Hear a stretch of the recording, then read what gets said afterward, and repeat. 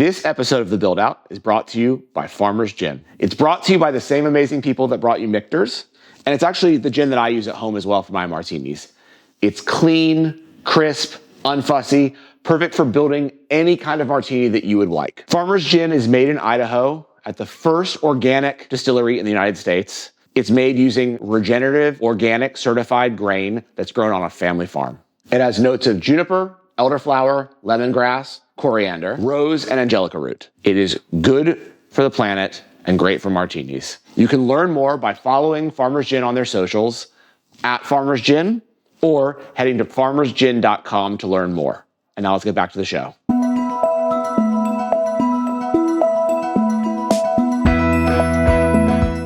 So it was 3.5 years ago that I was first told about this bar that was going to be opening in the sort of like nomad Flatiron neighborhood of New York City. It was being opened by these guys that actually owned a chain of sushi restaurants. And I remember thinking to myself when I received the pitch, this place sounds so ambitious, so insane. And what are these like sushi entrepreneurs doing opening a bar? That bar is Shinji's, and I'm thrilled to be joined by the beverage director, Jonathan Adler, to talk about the story behind a bar that VinePair named Best Bar of the Year for our Next Wave Award. So thank you so much for joining me, Jonathan. I really appreciate it. Yeah, pleasure to be here this morning. So before we get into Shinji's and everything it's all about, including the name and where it comes from and sort of what you guys are doing at the bar, because I think what you're doing at the bar is just really, really creative. I mean, drinks that you really don't find almost anywhere else, inside a hollowed out orange, et cetera. Like just the way that your brain works, I think is really fascinating. I'd love to get into your background first, because as you and I have talked, we know each other and know each other since you started at Shinji's. But like, I think your background is so fascinating because you've had so many different positions in the world of food and hospitality. So how did it all start for you? Yeah, I mean, I'm from Western Massachusetts, so right outside of Springfield, which second largest city in Massachusetts, but most people have never heard of, other than the Basketball Hall of Fame. But I'm from that area, and there's not much going on over there food-wise, but I had my first job ever at an Italian restaurant called Leone's as a busboy when I was 14 years old. Is that because, like, why did you get the job? Was it because you wanted to make money, because you were interested in food? Was it a little bit of both? Yeah, so I was really into skiing at the time, and my parents were like, we're not going to pay for, like, lift tickets and all this stuff, like, all the time, so I needed a job in order to do that, and, I was like, oh, I want to have a job where I'm making a lot of money, and I didn't know anything about, like, positions or restaurants or anything, and I saw these people with, like, white shirts and black ties. I'm like, oh, that probably pays pretty good money. That's so funny. So I just kind of approached them. I don't remember if I called them or like I went there in person and I'm like, hey, do you have a job for me? And they're like, yeah, 14 years old, like let's give them a busboy position. And that's kind of how I started. I did that for a while, worked as like dishwasher and like kind of prep cook and during high school. Then I went to college. I went to Virginia Tech for engineering and I absolutely hated it. Okay. I was not down to do 60 hours of homework a week. It just was not my thing. So after about a year, I dropped out, and then I kind of continued cooking and, doing those various hospitality positions. And then I realized I'm like, oh, I really actually enjoy doing this. So did you stay in the Virginia Tech area, or you came? No, I came right back to Massachusetts. Okay. Yeah, there was no point in me being there. You weren't just gonna be there. Like, this isn't for me. I'm out. Okay, yeah, beautiful area, but yeah, unless you're going to school down there, there's no point. No point. Yeah, it's a small college town. Yeah. But so then when I was 21, I think this was in 2009, I moved down to New York. Went to culinary school at ICE, which used to be located right here on 23rd Street. Now I think it's in Battery Park City, but right here on 23rd Street. Did a 6-month culinary arts program, and then got my first job as an intern at Gramercy Tavern. So you had worked in enough restaurants that you're like, I want to go to culinary school. Like, I know that I want to do that. And you had decided at that point that you wanted to be back of house, basically. You wanted to be in the kitchen. Yeah, I mean, I had worked a couple front of house jobs doing busboy or like a server at like an IHOP or something like that. But, I really like the idea of being like, oh, this is very static. I know what I have to do. I'm working with my hands. And it's like a skill set I can incrementally get better at. So yeah, I worked at Gramercy Tavern. I worked a little bit at this place called Oceana. I'm not sure if it's I know still Oceana. Yeah. Oceana's still open. Yeah. Okay. Yeah, the huge, like Oceana, huge. Yeah, like over near Rockefeller Center. Yeah. Johnny, who is also at Diamond Imports. That's his family. Nice. So yeah, those were kind of like internships, just kind of like shucking oysters, making salads, warming up bread, that kind of thing. And then I got the opportunity to open up Osteria Marini, which just closed recently. Yeah, it did. That place was great. Yeah, so I was part of the opening team there in the kitchen, working kind of the grill station, cooking all the meats and stuff. Also did some of the pasta stuff. That was also one of my like first introductions to like the New York cocktail scene, because at the time, this was like 2010. Yeah. There was a little bit of cocktail culture and stuff. You had Milk and Honey, you had Death and Company and Pegu Club and things like that. But that was the first time I was like, oh, people are coming in here to drink Negronis and things like that. And, I had never like drank those kind of things before. So it wasn't enough to like pull me out of the kitchen, but it was something I was at least a little bit interested in. And then I took a position at the Dutch.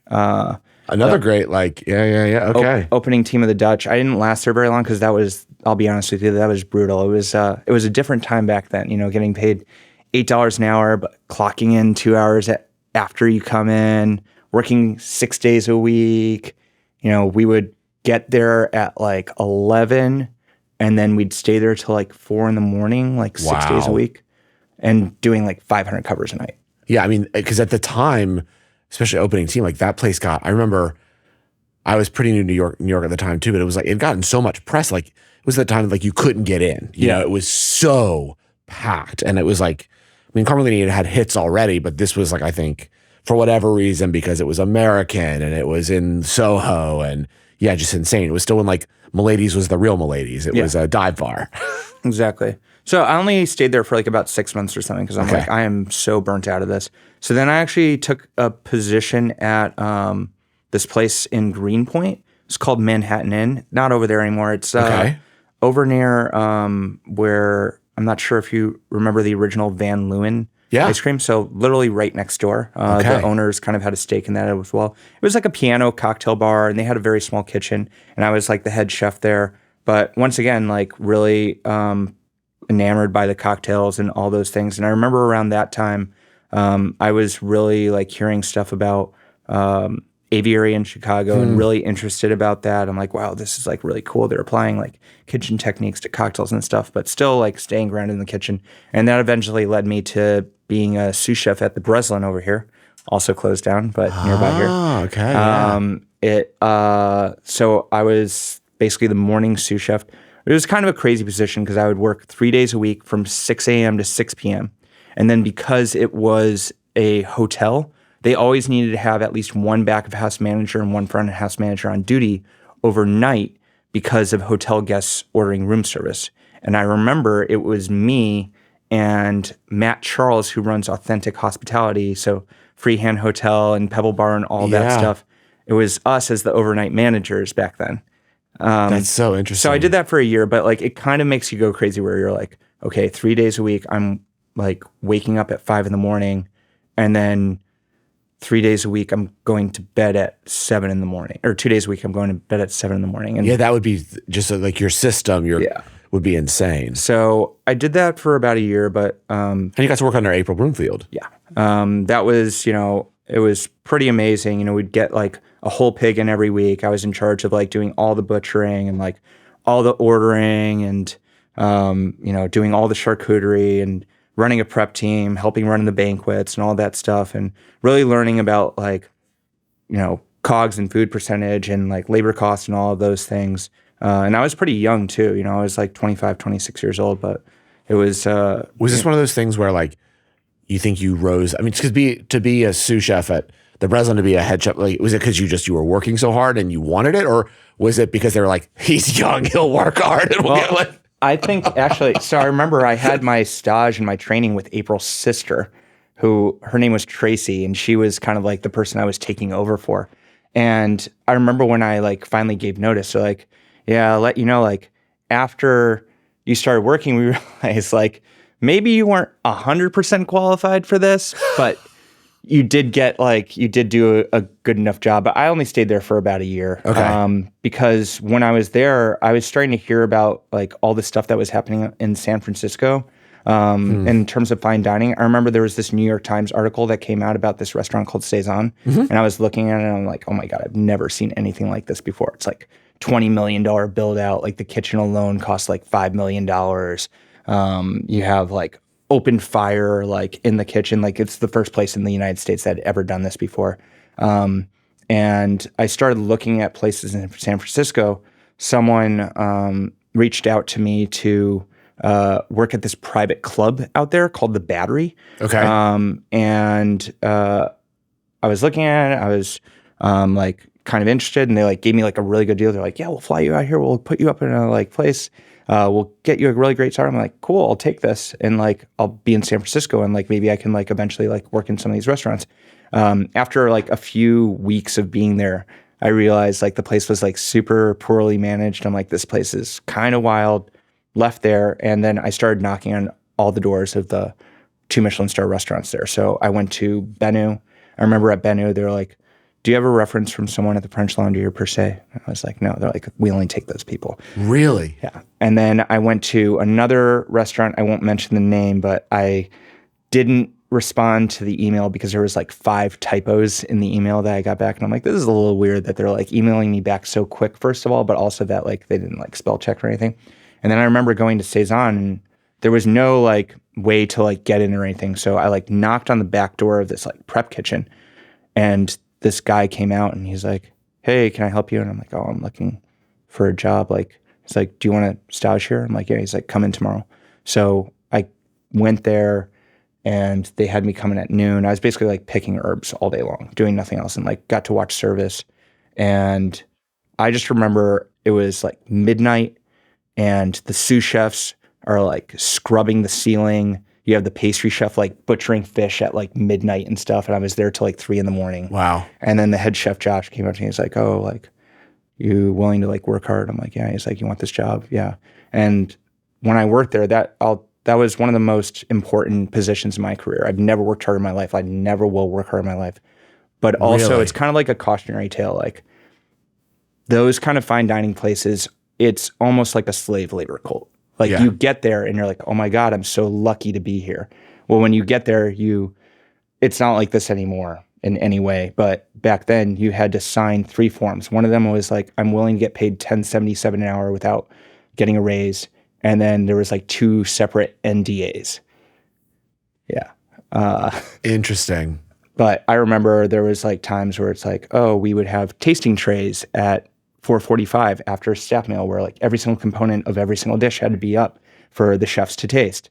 And we were late like 2 minutes because something happened. So the chef was like, oh, you must have been too busy cooking staff meal. So for the next 2 months, you aren't going to be able to cook staff meal. You still have to take staff meal. You still have to bring staff meal in, but you can't cook it. It was that kind of like brutal, old school French kitchen mentality. Like I saw people getting punched in the face and stuff, but at the same time, it teaches you how to be so organized. Yeah, taking a punch to the face really teaches you how to be organized. I remember there was like one day I'm in the middle of prep and they're like, oh, we're going to introduce this new course. It's going to be this tea herb bundle. I'm like, okay, what is this? So like, oh, it's going to be like 9 different herbs and flowers and you're going to tie it in this, like with this piece of string. And it's going to be 1 for every single guest. We need 20% more than every guest. So tonight we have 50 on the books. Okay, like we got an hour left in prep. And I remember that first day, it took me like 2 hours. But then over the course of the next 3 weeks, I would have like different timers on my station and like micromanage my finger movements. And I could get it down to like 45 minutes from the time where I like went and got all the products to the time where everything was done. Yeah, it was like that kind of mentality. Okay. And so I did that for a while, and then I realized I'm like, oh, I like really don't respect the person that I'm like working for, even though like this place is like genius, you know, like every single component for this 24-course menu cooked over the fire, blah, blah, blah. Like we're actually splitting wood and stuff in the morning, you know? So then I decided to come back to New York, and I ended up getting a job at Contra. Oh, yeah. So I was the meat cook there, and once again, I only stayed there for about a year just because the pay wasn't great. The thing that really kept me there the most was the fact that we were doing guest shifts with like a bunch of chefs around the world. Like almost every month it would be like, oh, here's the chef from Mimo, or like here's like Kobe Desmeralt, or here's Iñaki from Le Chateaubriand. Like being able to like see all these amazing chefs and see all these different perspectives of cuisine. And I was like, I want to take a step back and like move back to Massachusetts, where I'm from. And my sister was up there, and she had met this person that was in hospitality that was looking to open up a restaurant, and I got like hooked up with them. So I actually ended up opening up a restaurant up there. Interesting. And I was the head chef there, but was also kind of like working as like with front of house. It was like a very interesting concept. We were like focused only on local produce and local farms. So we didn't use anything that was not found in Massachusetts, basically. We didn't use any citrus or anything. I worked with a local bar team to kind of help figure out like cocktails and like set up the bar and whatnot, and helped set up the cocktail program there, like not using any citrus or anything whatsoever. That's really crazy. This was back in like 2016. So we were doing like, acid adjusted spruce tip juice instead of lime juice and things like that. So this was like, 10 years ago. And still doing like kind of quasi fine dining food. Like think of a place like Illis, but like maybe not so fancy in a small college town called Northampton. But it wasn't, the thing about that area is like people just want like red sauce Italian. They don't care about any of that stuff. So it wasn't that busy. It was pretty exciting and fun and whatnot. But, after about a year of that, I'm like, well, this isn't sustainable. I'm already like in debt up to my ears, and like this isn't going to go anywhere. So I started looking around for different places, like what I want to do next. Like, do I want to go back to New York? Like maybe go in Europe and stage for a bit. And I was talking to some of my former coworkers from Cezanne as well as Contra, and they were opening this place in California called Single Thread. And I'm like, you know what? Like maybe it's time to like start like going over here, like, and see if this works out. I can help build a place from the ground up and like see where that takes me, right? So I went over there, did a stage. They hired me. I got hired as like the like head chef de partie of like the like cold section, right? And when I got out there, though, I started talking to like all the somms and stuff, and realized like, oh, this whole like wine thing is like actually really interesting. We're in the middle of wine country and all this stuff. So I pretty much quickly was like, I want to get on the beverage team. So you're like, I want out of the kitchen. I want to go into beverage. Yeah, it's because I was really interested in like, that front of house interaction I had at my restaurant. Also, we did a little bit of it at both Cezanne and Contra. Like we would go up to the guests and like spiel the food and stuff. So I was on my way to joining the beverage team because, when you're working in a kitchen and fine dining, your job is to basically be like a robot. You're not supposed to question anything. You're not supposed to talk. You're not supposed to like have discussions or like have creativity or anything. It's like, here's the task. Just get really efficient, really good at doing this task as fast as possible. And that's pretty much it. And then your creativity will come from like osmosis, from like learning all of these different things, right? But I was always interested in like learning the why or how these things are working. I would like be like very interested in those aspects of the kitchen. And that's what I saw in the beverage team is, when they're back there polishing glasses, they'd be like quizzing each other on the things that they had been like learning about wine and stuff. I'm like, oh, this is like pretty amazing. They're like using their intellect, as their job and their position. So right? Even though you'd worked in so many restaurants and kitchens prior, this was really the first time that you had seen the beverage team like up close? Well, it's partially that, but also I had been doing it for so long that when you're doing something for a like considerable period of time, I think you kind of tell yourself, you're like, well, I can't give up all this time and work I've been doing to try and jump to something else. Like when you're in the kitchen and you're a chef, you're like, well, this is my job. This is what I'm going to be doing the rest of my life because I've been put so much work into this, right? Yeah. I think it wasn't until the pandemic that a lot of chefs like woke up, they're like, whoa, I can make a lot more money and do a lot less work doing other things. But like, when you're in the thick of it, you don't really think those things. So what I did was kind of crazy. I would wake up at like 7 a.m. every day, study for like 5 hours, go to work at noon, work till midnight, and then afterwards do blind tastings with the beverage team. And then on the weekends, I would do service practice at their houses for like the service portion of the certified. So I like immediately did the intro, and then 6 months later. So you decided you wanted to do the quartermaster sommeliers. Yeah, because that was required. You needed to be certified som in order to work the floor. Yeah, cool. Exactly. So I did it for 6 months, and then I took the test, and I'm like super lucky because I was like one of 10 out of 50 people in the like that class that passed. Wow. And then got to join the beverage team. So that was pretty incredible. I was like, oh my God, I'm like on the beverage team at a 3 Michelin star restaurant. Yeah, that's pretty awesome. You know, and I was put in charge of the non-alcoholic beverage program as well, which was one of the first in the country, non-alcoholic beverage pairing. And, you know, I was able to like take a lot of the techniques that I had learned from the kitchen over the years, you know, working at Single Thread. It's run by Kyle Connaughton, who previously had worked at Fat Duck. So I was like, oh, I want to do the hot cold tea from Fat Duck. Like, can you teach me how to do it? He's like, oh, read the book and you'll learn how to do it. I'm like, it didn't work. He's like, well, the ratios are kind of off. So you have to kind of figure it out and kind of how like engineer that. Eventually that's what became the hot cold toddy that we do at Shinji's. Yeah. So I did that for 3 years. Pandemic hit. We had to do outdoor dining. We had to evacuate every year for fires. And eventually, you know, my wife and I were like, well, we can't be in California anymore. So hold on. Yeah. Let's just back this up a little bit. Just because I want people to be clear about this. So you had still never done cocktails. Yeah. So you had done wine. I mean, it's funny because one of our other Next Wave winners, as you know, also worked at Single Thread.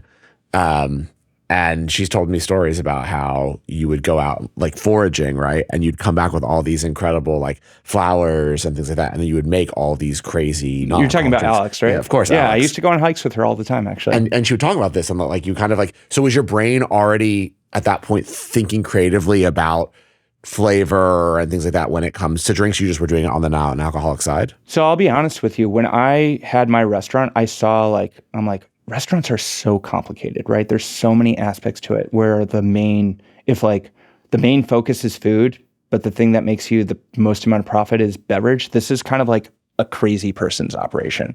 And I already had started thinking, I'm like, cocktail bars are like actually pretty interesting business model and can probably be pretty profitable. And it's also pretty interesting. And I think if you're like a chef for a while, like it's pretty easy to understand, like when you're a chef, like you need to balance like fat and acid and salt and all those things. It's like a similar thing with alcohol. You need to balance, you know, the ethanol of the alcohol with acidity or the sugar. And when I finally got into the beverage program and was running the non-alcoholic program, it was pretty straightforward. It was pretty plug and play. I was like, oh, I already know like specs to classic cocktails and stuff, but with non-alcoholic, you can't really think like that because there's no alcohol component. So let's just work on like flavors. And I gave myself this task where it was like, oh, what is Single Thread? Like Single Thread has Japanese influence. It has influences from Sonoma, and it specifically has influences from the farm. So I was like, okay, for every single drink I do, I want something Japanese, something that is wild foraged from Sonoma, and something from Single Thread's farm. And that was kind of like my, you know, mantra. That was like my kind of like benchmark for every single drink that I did. Cool. So yeah, that was a pretty amazing experience. And then it was the middle of the pandemic, so I didn't want to be in Sonoma anymore. And I was looking around, and I saw that things were starting to open up back in New York, right? So I was like, oh, maybe we can go back to New York and get a position. I landed a position at this place called Batard, and it was a hybrid role of head som / bartender, where like you wouldn't be like bartending, but you would be like in charge of like creating the cocktail program, but you'd also be a som. And like the beverage program there was insane. I was like, oh my God, there's like verticals of Rousseau and all this amazing stuff. Like, yeah, of course I'll take this job. And I remember the day before I was supposed to move into my apartment and start work, everything shut down again, and Batard shut down. So now I'm living in New York and I don't have a job, and I'm looking and there's nothing. And I end up working as a bartender at this pop-up pizza place called Death by Pizza that was like over near Chelsea Market. Interesting. I did that for like 2 months. It was like under the table. I was getting paid like $500 cash a week. And then all of a sudden things started opening up again. So I had a bunch of different interviews, and I finally saw this position open up, and it was like sommelier / bartender at a sushi restaurant. And we're also looking to open up a cocktail bar. And, I took the interview. It was for Noda. And, it seemed like, I'm like, oh, this is like in my wheelhouse, like Japanese cuisine, like pretty concise beverage program. And I get to do the cocktails. Like, great. So this was 5 years ago. Actually, like almost exactly 5 years ago. At this point, when you were interviewing, had the guys that owned Bondi. Bondi. It's named after the beach. Yeah, right. exactly. So Bondi, had they already known it was going to be Shinji's? Like, how much? No. Well, I mean, basically, I came on board to Noda, which had already been open for, I think, like just over 2.5 years at that point. This is their omakase space. Yeah, exactly. Okay. Which used to be right around the corner. So it used to be on 28th, like right near Nomad, unmarked building. The whole idea was like, it was like Tokyo, where you just walk into an unmarked building and you find this random place down a hallway. We used to have to like go on the street and like wait outside, like even in the cold of winter, like in our suits, waiting for people to come in. So you wouldn't be able to find it otherwise. Okay. And when they first opened, so the way Noda is divided, they have like this front room that's like kind of a lounge area, and then the back area is the omakase counter. When they first opened, they were doing like some a la carte kind of food there. People would be able to go to the cocktail bar and stuff. But after the pandemic, they had like pared everything down. It was just like a 2-man front of house team. And, you would go into that lounge, you'd have cocktails or drinks, and then you'd move to the counter. But what happened was after the pandemic, they realized, this is kind of like the whole thing doesn't make sense. Like at the time, Bondi was located right where Noda was. If you went downstairs, the basement kitchen was their commissary kitchen for Bondi, and Chef's Kitchen was like this tiny little kitchen within Bondi.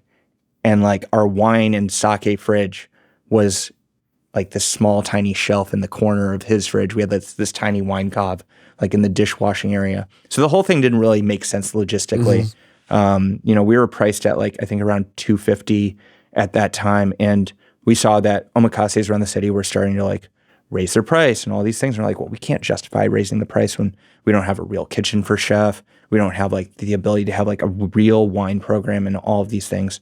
So they found this location that is on 20th Street, and it was the perfect size, but there was also a space in front. And they're like, well, what do we do with this space in front? Like, it was a big space. Yeah. And they're like, well, why don't we open a cocktail bar? And that's what the impetus for it was were like, they into cocktails? Like a little bit, but not as much as they were into sushi. So they were really looking for someone who was like super into cocktails.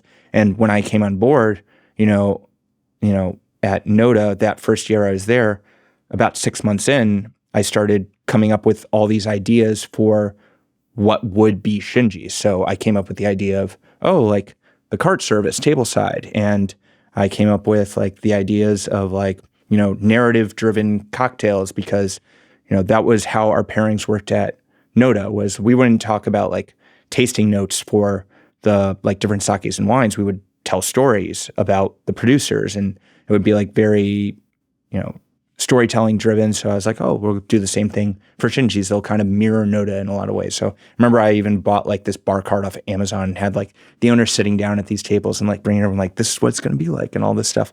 So it was, I believe, October of 2021 that we literally picked everything up and we moved everything over to 20th Street. How difficult was it to get them to buy into these ideas you were having, right? Because I mean, obviously they're supportive. They know they need to have a bar, but like they could have easily just had like a very simple cocktail bar making, I mean, even at the time post-pandemic, right?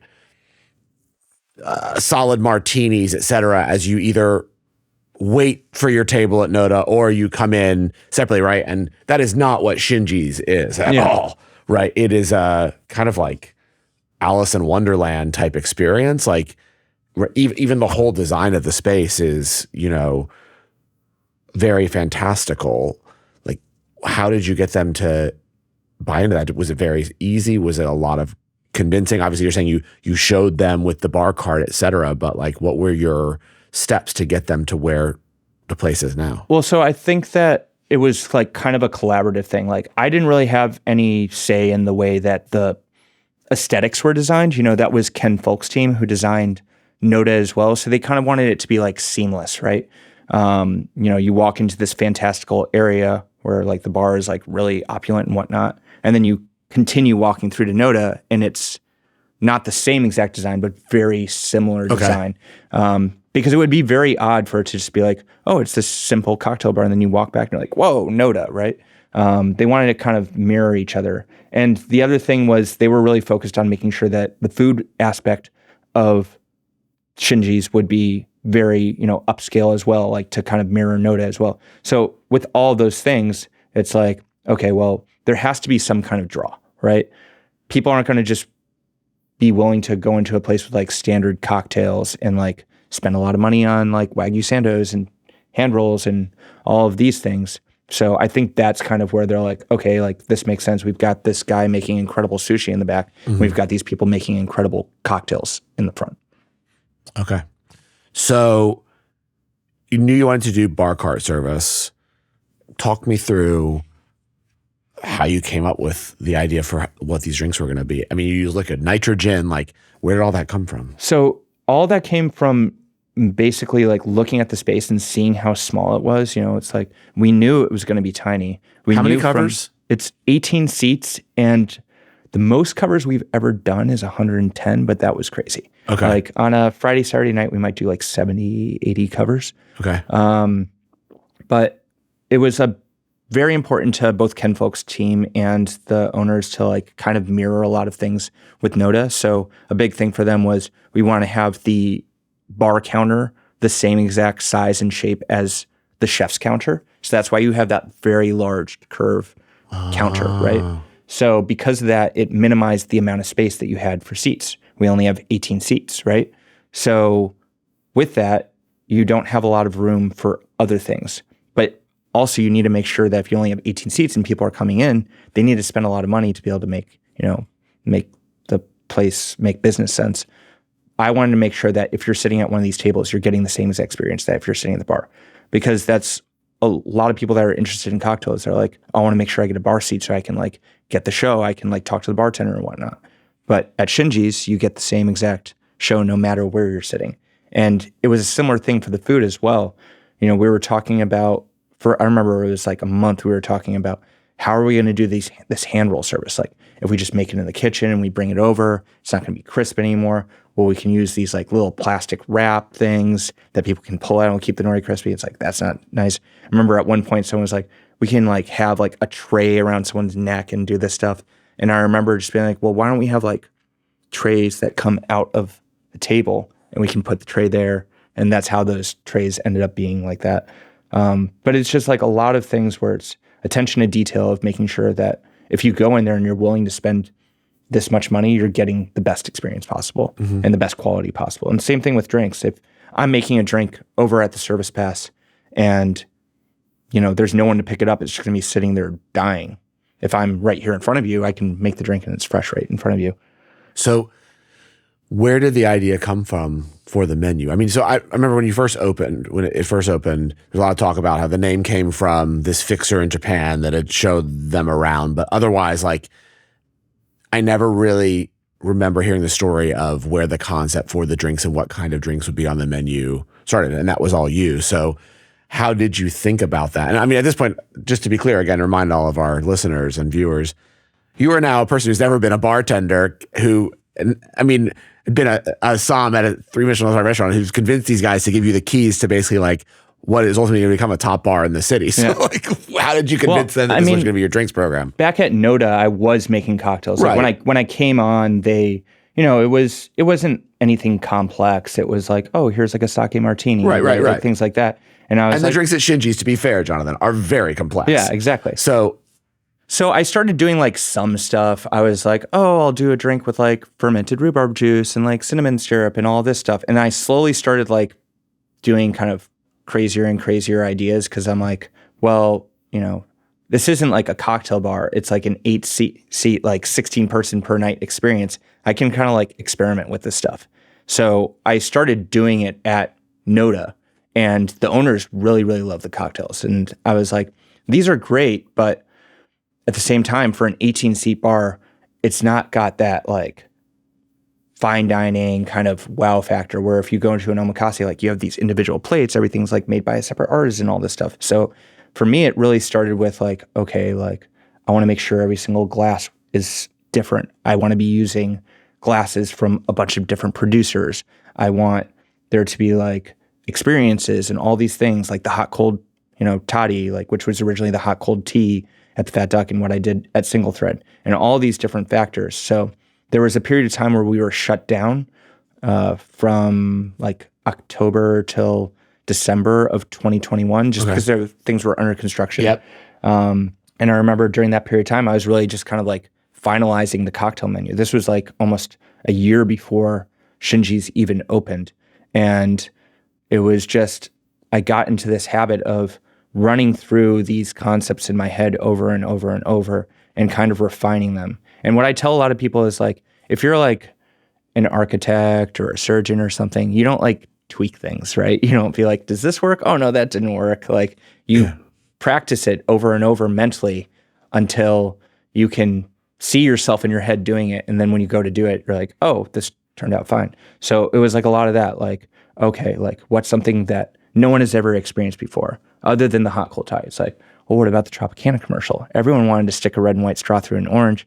Well, how do you do that? And then it's like, okay, like thinking about how do you get something inside an orange? Well, you can get like a hollowed out orange, but then the drink's going to get warm. Well, how do you keep it cold? Like get ice inside it. Oh, let's cut the bottom of an orange off, scoop it out with a grapefruit spoon, fill it up with a water balloon, put it in a freezer. And then it's like, oh, we're testing this out at Noda. We get to Shinji's. We have to make 200 of these oranges now. And there's different points in the freezer that are colder than other. Oh, I guess we need a blast freezer in order to do this. And it was like those kind of things. And then like when I was working at Single Thread, I also was developing a lot of techniques of my own, kind of fusing culinary sensibilities with kind of cocktail creation. So we do this thing that we call vacuum maceration. Like some people call it cavitation. But basically like you'll put herbs or flowers with sugar in a food processor. Uh-huh. So like a food processor works different than a blender because the blender has like small blades that spin like super fast, so it creates a lot of friction. Yeah. But the food processor has large flat blades, so it doesn't create as much friction. So you'll put like, for instance, on our Extreme Aviation, these viola flowers with sugar in there. You'll blend it, it'll look like sand almost, but purple sand. And then you'll treat it almost like a emulsion, like a mayonnaise or something, where you stream in water. So we've calculated out like equal portions water and sugar, just like a syrup, right? And you stream it in, and then you transfer that to a vacuum chamber. And then the way the vacuum chamber works is there's argon gas inside it, which is like the same thing in Corvin cartridges, right? Yeah. Flavorless odorless gas. And it displaces the oxygen, right? So there's a change in atmospheric pressure. Just like when you're like scuba diving, like if you come up too fast, like you get the bends, your blood will boil. So like if you look inside, like the liquid will actually be like, it'll look like it's boiling, but there's no heat. But what's happening is like it's extracting all the flavor and the color out of the flowers, and it's dissolving the sugar at the same time. So it's like a lot of things like that where it's like, oh, I don't think this has been applied to cocktails anymore before, but it makes sense to me. You know what I mean? And so it's just like a lot of being like, okay, I have these techniques. Now I need to like put it in the context of a cocktail that also like tells a story at the same time. That's so fascinating. And so all of these cocktails basically that you make at Shinji's were with these techniques and things that you were thinking about, right? I mean, I don't think there's anything that you make that's straightforward. Yeah, exactly. I mean, that's the whole thing. It's like there has to be some kind of draw to like get someone to be in an 18-seat cocktail bar where the drinks range anywhere from like $24 to $40, right? Yeah. Like, there are some expensive drinks, yes. Yeah, but like there's a reason is because like we have to make sure the money makes sense, not only for the business, but for the staff working there, right? Like if you have like 4 people working, like the tip pool has to be like high enough to like incentivize the people to like want to work there. We can't do volume. We're only 18 seats, right? But like, okay, let's have a honest conversation here though. Like, did you think that there was an audience, that the owners feel like there was an audience in New York? I mean, you're probably going to tell me yes because it's New York City, but for that expensive a cocktail bar? And the other answer you could tell me is that almost every cocktail bar in New York is now expensive. But like at the time, I remember when you guys opened, like I questioned it. Like, is there enough people in New York that are willing to pay this much for cocktails. So I honestly, when we opened, I was like, listen, like I'm looking at the COGS, I'm looking at the numbers. This is what we have to charge, right? We have to charge this much. Because at the time we also had like a lot more staff. We had, a GM, we had a dedicated production manager, we had a dedicated chef and all of these things. And we're like, we have to cover these costs. Like if we want to have this large of a food menu, which we don't anymore, and we want to have this intensive of a cocktail menu, and we also want to, have this many staff like doing all these like fine touches and whatnot, we have to be able to pay for it. And I remember at the time, like, yeah, we're like one of the most expensive bars in the city. But the reality is about a year and a half later, a lot of like menus became the same price as us. And I think they all rose to meet you. Yeah. I think a lot of other people just saw the same thing I did, where I'm like, oh, Campari is like $37 for a liter of Campari now. Like your Negroni, just the like Campari portion of it is like over $1 cost. Like, and for like those who aren't in the industry, like what that really means is that like the cost of just your Negroni without the ice cube, like the ice cube's going to cost you 50 cents. So like your average Negroni, the cost is $3.50. Right. And that's before the labor. That's for all that. Yeah. And then if you're just looking at like beverage COGS, like good beverage COGS on a like cocktail program around 18%, right? Like there's your 18% on like a $24 cocktail right there. Yeah. If you do volume, you can like, do better than that. Right. But like we didn't have the capacity to do volume. So we weren't able to do those kind of things. Right. So I was just being realistic about our pricing and like what we needed in order to make sure the business made sense. Right. Right. And then you're hoping that the drinks are lavish enough or as much of a show that people realize that it's not just the drink, it's everything they're experiencing makes it worth the money. Yeah. And when we first opened, like there were even more touches. Like I remember we had like an individualized coaster for every single drink. We had like, I remember that. Like just so many different touches. Every single bottle had like its own label on it, that too. Right? And then eventually, what happened was when we first opened, we got a lot of noted guests. We got a lot of people that Shinji himself was driving business to. And then, January hit and business didn't take like a giant dip, but it took a little bit of dip. And we were like, whoa, like maybe this isn't like sustainable 12 months a year, like having this like gangbusters things. Cause we opened up in September.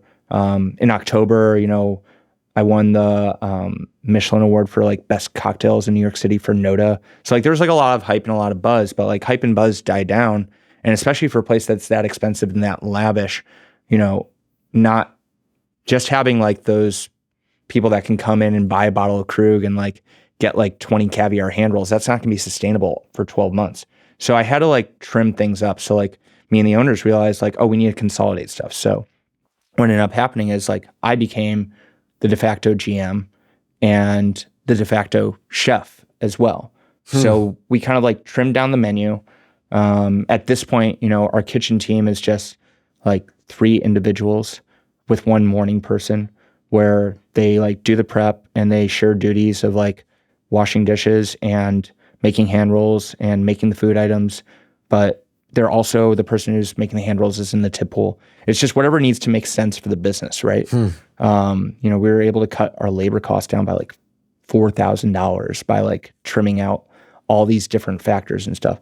But with that, we also had to like get rid of certain touches and things. So like, that's why we're like, okay, these things can't be as narrative driven anymore. We can't be like, okay, like here's a bottle that has like James Bond on it and here's your James Bond coaster. And we're going to talk about, like all these different factors. It's more like, let's just focus on having amazing service. We can still spiel these things. We can still have like the knowledge of our staff and whatnot, but it's not going to be as much visual. It's going to be more like hospitality driven, which I think has benefited the business greatly. How often are you changing the menu? So for the first year, we didn't change anything at all. We introduced a couple of new drinks. Like I remember the Gin Fizz came on like maybe 3 or 4 months after we opened, because I knew I wanted to do that and I had been thinking about it for a long time. But I was like, to like introduce this with all these other drinks that are going on. I think when we opened, we only had like 10 drinks on the menu. Now we have 25. Yeah. I just didn't want to, overload the staff. So we've changed the menu and like added a few drinks, I think like 3 or 4 times since we opened. And I've been talking with the staff quite a bit. And I think we're at the point where we don't really want to change the menu at all anymore, just because it's so diverse and everyone really loves it so much. And there's so many people who just haven't been to Shinji's yet. And I think one of the great disservices of doing like constant menu flips, whether they're seasonal or like quarterly or monthly or whatever, is that people who haven't been there don't get to try those drinks. Right. And we're also in New York City. So as seasonal as you can be, like the reality of it is like, yeah, we're still using like citrus juice. That's not local. It's not seasonal. You know, like we're like, there's so many aspects of what we do that's not seasonal. Let's focus on having the highest quality that we can of every single ingredient that we have and not worry about like having things be changing based on the seasons, but make sure that no matter who walks in at any point in time, there's something for everyone. Yeah. I think it's interesting. Someone said this to me before too about entrepreneurs in general. I think chefs, bartenders, winemakers, brewers, right? It's not the customer that often gets bored. It's the creator, right? So it's like the customer still really loves that one wine you always made. If you want to make Verdicchio because you got some grapes, great. But like the customer didn't ask for that, right? That was for you. And I think a lot of that's true with menu flips too, right? Like the customers are coming to you because there's drinks that they really love and they can't make those at home, right? So if you do the menu flip, that's cool. You're bored, you want to do that, but you could actually be turning some customers off by doing that because now their favorites are gone. 100%. Like, I think we're at the point where like, we don't really need to change what we're doing. We just need to get better at what we're doing, right? And I think that also creates longevity for any business where you're saying, you know, we've reached the point where we've kind of changed and like tweaked things enough where we know what we're doing. Now let's just hone in on how to do this to the best of our ability. I mean, because the menu is so molecular gastronomy-esque, right? I think you're doing a lot. There's a lot of stuff that you're doing before the drink is actually being made for the customer, right? You're doing so much prep in the back end. Do you find you're attracting a certain kind of bartender that wants to work with you? So it's interesting. You know, I say this a lot. It's like we don't have a lot of staff turnover at this point. Like when we first started, I think that a lot of bartenders didn't really understand what we were doing. We didn't really attract much industry coming in at all, like for that first, 6 months. But now I think that one of the strongest things that we have is our staff. So like it's a very small team. It's I think 5 of us, 6 of us, including myself. But everyone has their own strong points and everyone knows what to do. So we've gotten to this point at Shinji's where there's no positions, right?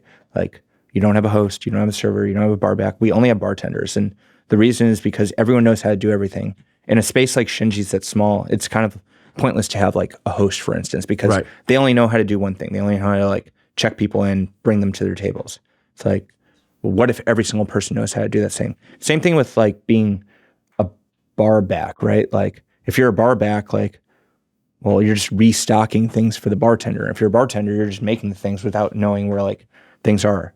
So I think that the kind of people that have worked at Shinji are the people that are like, oh, I have ambition and I have drive. And also I think the people that have stayed there the longest see the benefit to working there. Like from a money standpoint, like it's not, a lot of my bartenders say this, like Shinji's isn't actually a cocktail bar. It's just a place that happens to have cocktails, but it's more of like a sales floor in a lot of ways. Like in the same way that like being a som where it's like, oh yeah, I really love wine, but my goal here is to like sell these big bottles, right? Yeah. So like if we were to just sell cocktails at Shinji's and no food and no like spirits or wine or anything, like the business would like fail instantly. The thing that makes us profitable and makes our bartenders walk away with all our money is our regulars who do things like we have a bottle keep, right? Where we can sell whole bottles to people and they have like a name tag. So we have like this one regular, for instance, he's been in 3 times this week. And every time he comes in, he'll get a couple hand rolls. We won't charge him for anything else, but then he'll leave like a $300 tip, right? Right. Or, we might have like one person who comes in and they're like, oh, I'm just here with my like group of 4 people before Noda. I want to start off with a bottle of Krug, right? Yeah. Like, okay, I just sold a bottle for $600. How many cocktails would have you taken for you to make that much money, right? Yeah. How much time and labor would have you taken? So I think people going back to your first initial question, what kind of bartenders we attract? I think it's people who don't want to just be bartenders, but they want to be well-rounded hospitality,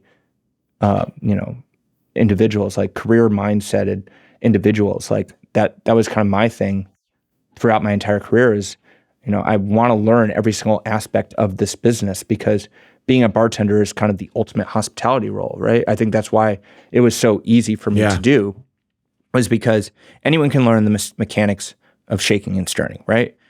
Anyone who takes the time can just like learn recipes, learn ingredients, learn spirits. That's just rote memorization, right? The thing that you can't teach instantly is the act of hospitality as well as the business sense of running a restaurant or a bar, because those things take years and years and years of time, like decades of time. Yeah. You can't just teach someone that instantly. And the people that I think we attract are the people that understand that, like, oh, I'm going to learn all these aspects. I'm going to learn, I already know how to bartend. Like I know how to shake and stir cocktails. I know my classics, etc. I'm going to learn all these techniques that I've never heard of before. I'm going to learn all these ingredients I've never heard of before.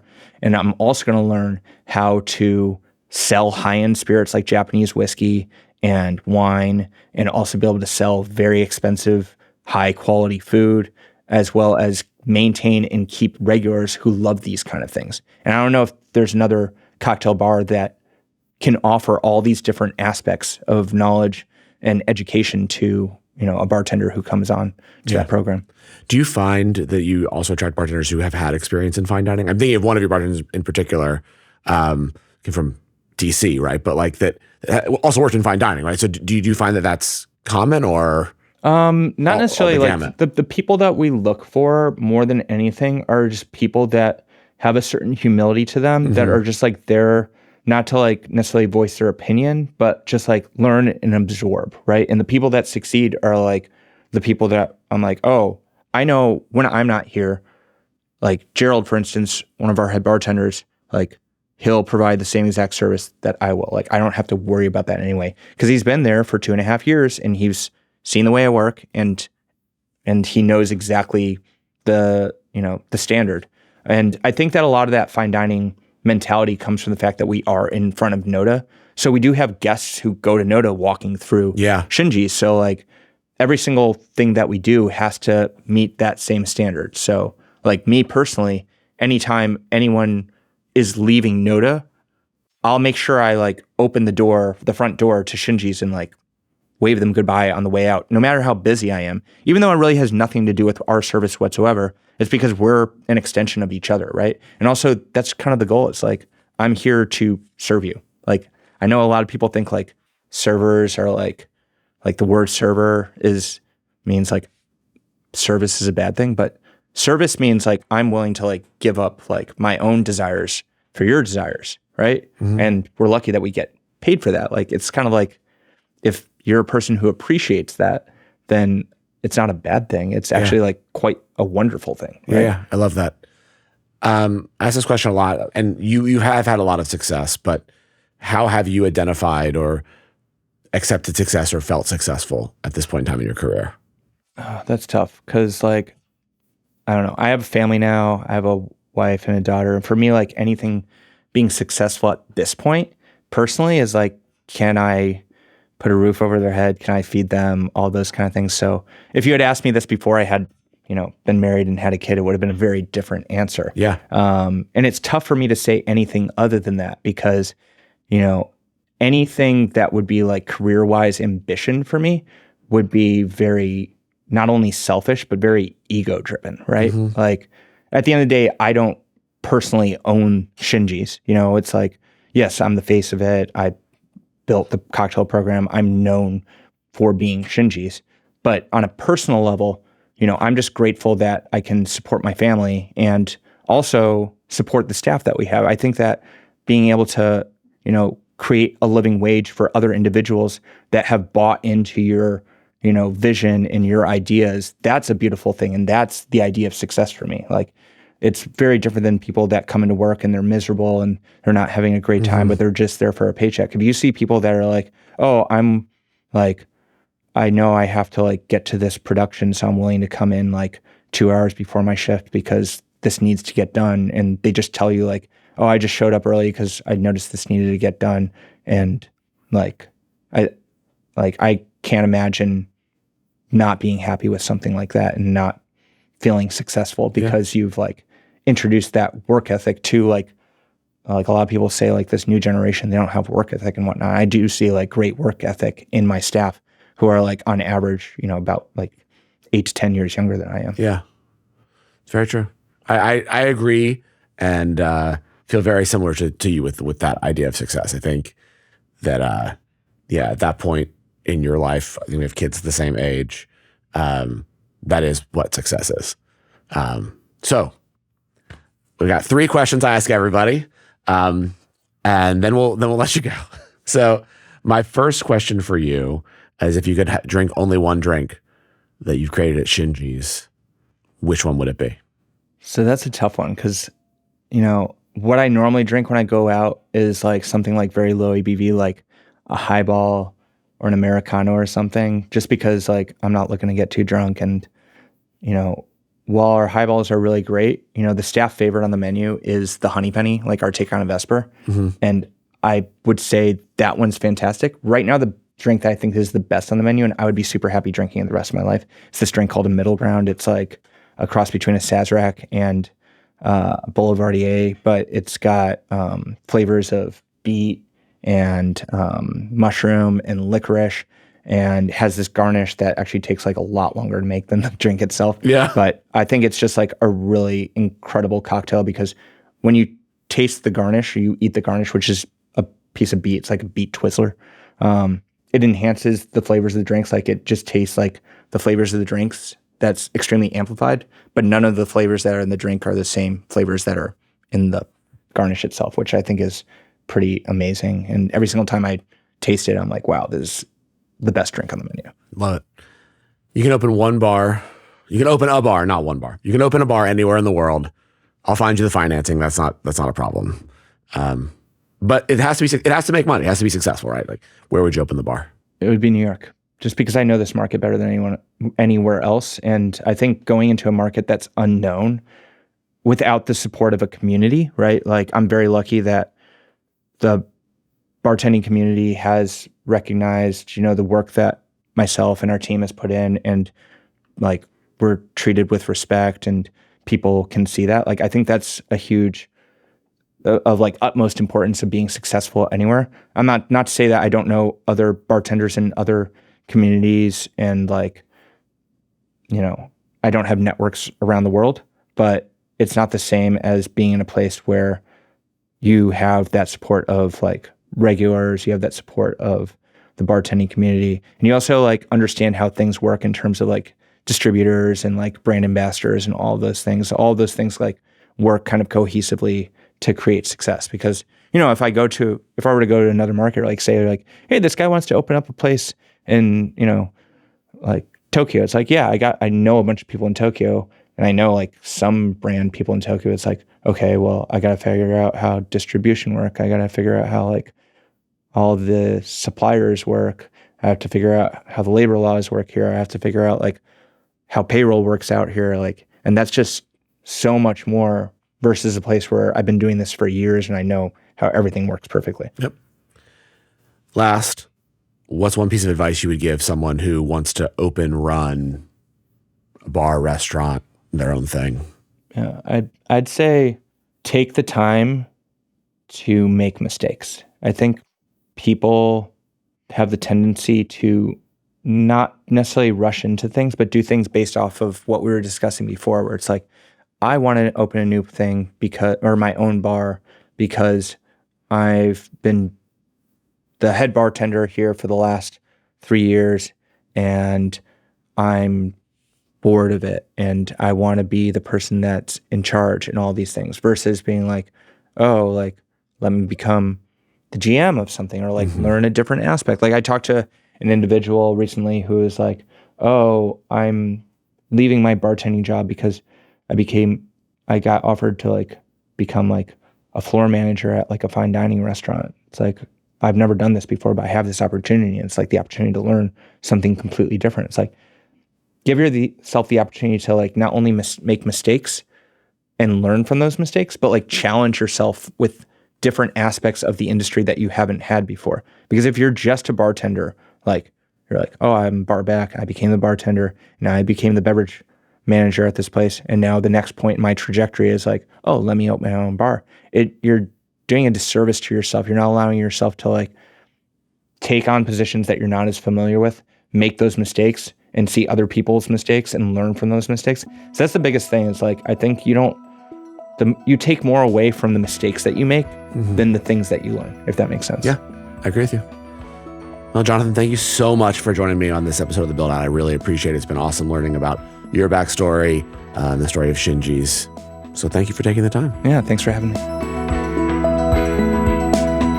Thanks so much for listening to VinePair's The Buildout. The show is produced, filmed, recorded, and edited by Darby Seasai. Editorial direction from VinePair's editor-in-chief, Joanna Chirino. Design of the logo by Marcello Bevilacqua. And thanks to the entire VinePair team, especially my co-founder, Joshua Mallon. I've been your host, Adam Teeter. Until next time, thanks for listening.